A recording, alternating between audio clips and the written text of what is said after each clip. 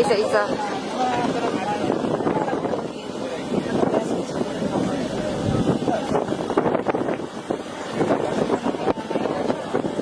Ayan, glass.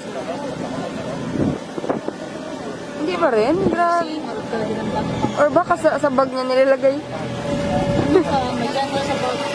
Kaya ang tagal mapuno eh. Ay, ang bata. Tagal mapuno eh. Kapaluin ko ba? Kaya pabayag ina na sa bato lang. Amora ka dyan susila sa mga dulo-dulo. Sa dulo, no?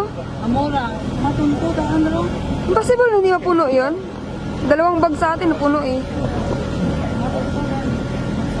May plastic siya. Kaya dito sila sa dulo para hindi makita ng taga-bantay.